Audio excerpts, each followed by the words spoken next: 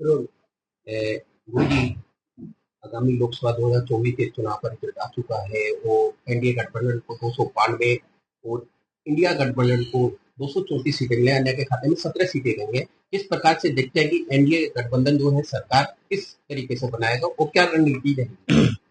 सरकार बनाने के लिए 272 का आंकड़ा चाहिए और एनडीए के पास 292 से ज्यादा का आंकड़ा है, तो इसमें तो कोई सवाल उठना ही नहीं चाहिए। जो 292 लेके आया है सरकार उसको बनानी चाहिए, या 225-30 पे कूद रहे हैं उनको सरकार बनानी चाहिए। अभी जैसे तेजस्वी यादव जी ने दिल्ली आने से पहले कहा था कि हमारी बात चल रही है, और उससे पहले जयराम नरेश ने भी कहा था कि एनडीए गठबंधन के कुछ घटक दलों से हमारी बातचीत चलेगी, हम सरकार बना लेंगे, और दावा भी कर रहे हैं कि सरकार हम जल्द से जल्द बनाएंगे।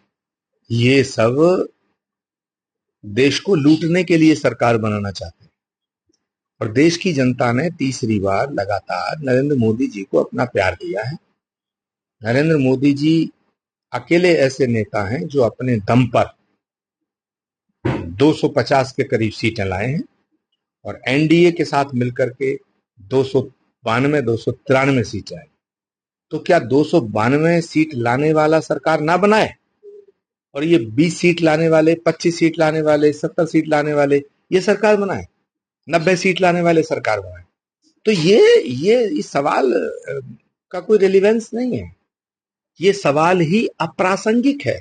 नरेंद्र मोदी पूरी शक्ति और सामर्थ्य के साथ तीसरी बार प्रधानमंत्री के पद की शपथ लेंगे, और जो गठबंधन के सहयोगी हैं, चाहे वो चंद्रबाबू नायडू हैं, चाहे वो नीतीश कुमार जी हैं, चाहे वो चिराग पासवान हैं, चाहे वो जीतन राम मांझी हैं, ये सब के सब बहुत वरिष्ठ लोग हैं, और ये प्री इलेक्शन अलायंस में हैं, और मुझे लगता है सभी लोगों ने ये बिल्कुल बिना शर्त कह दिया है कि नरेंद्र मोदी जी के साथ हैं और वो रहेंगे। लेकिन सूत्रों से कुछ ऐसी जानकारी मिली है कि चंद्रबाबू नायडू जो है वो कुछ महत्वपूर्ण विभाग मांग रहे हैं।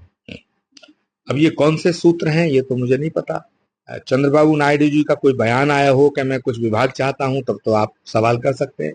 नीतीश कुमार जी का कोई बयान आया हो कि मुझे ये चाहिए, तब आप सवाल कर सकते हैं। चिराग पासवान का बयान आया हो तब आप सवाल कर सकते हैं। ये जो सूत्र हैं, ये जो बेकार की बातें हैं, ये वो लोग कर रहे हैं जो इस देश को लूटना चाहते हैं।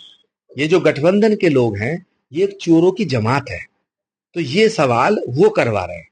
उत्तर प्रदेश में जिस प्रकार से बीजेपी पहले चुनावों में 62 सीटें लेके आई और अब तो उसकी कम रही, क्या मुख्य कारण मानते हैं कि क्या मुख्य कारण था? इन दोनों लड़कों की जोड़ी ने कमाल करा।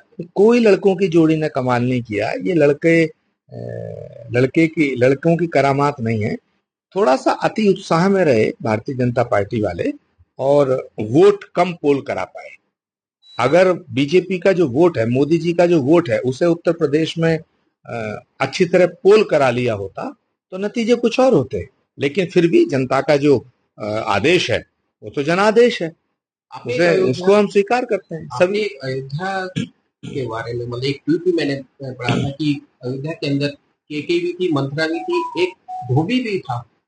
इसके बारे में थोड़ा सा नहीं, सवाल इस बात का है कि अयोध्या वासियों को ये समझना चाहिए था कि भाई इतना लंबा संघर्ष, इतनी लंबी लड़ाई के बाद सनातन धर्म के मानने वालों को ये गौरव हासिल हुआ है कि अयोध्या में भगवान राम का भव्य मंदिर बना है। तो वहां से बीजेपी का हारना बड़ा आश्चर्यजनक था। लेकिन फिर मैंने सोचा कि जब भगवान राम थे तब भी वहां मंथरा भी थी, केकई भी थी, और सीता मैया को वनवास दिलाने वाला वो व्यक्ति भी था। तो सवाल है, ये सब भी हिंदू ही थे, और हिंदुओं ने ही भगवान राम को वनवास दिलाया था। तब कोई ना तो मुसलमान था ना कोई ईसाई था। तो ये जो हिंदुओं में विभाजन है, ये एक दिन पतन का कारण बनेगा। अमेठी का हारना और रायबरेली का जीतना भाजपा किस तरह से देखती है और आपका क्या? देखिए, रायबरेली हो या अमेठी हो, ये सब देश के अंदर की कॉन्स्टिट्यूंसी है। तो रायबरेली जो है गांधी परिवार की सीट मानी जाती है, अमेठी भी मानी जाती है। अमेठी के अंदर पिछली बार जब बीजेपी जीती थी और राहुल गांधी हारे थे, तब एक बड़ा सवाल उठा था कि राहुल गांधी जी से इतना अमेठी दूर क्यों हो गई। तो मुझे लगता है कि वो जो दूरी थी वो बीच में वो दूरी दूर हो गई, तो अमेठी में दोबारा कांग्रेस जीत गई। यानी अब जल्द से जल्द प्रधानमंत्री जी शपथ लेंगे। नरेंद्र मोदी जी के अलावा और कौन शपथ लेगा?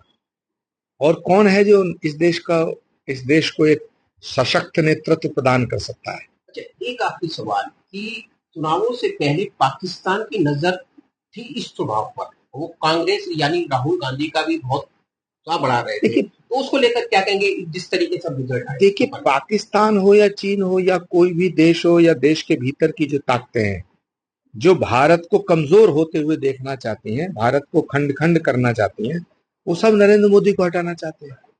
जो भारत को मजबूत होते हुए देखना चाहते हैं, जो भारत को सशक्त देखना चाहते हैं, जो भारत को विश्व गुरु बनते हुए देखना चाहते हैं, वो नरेंद्र मोदी के साथ हैं।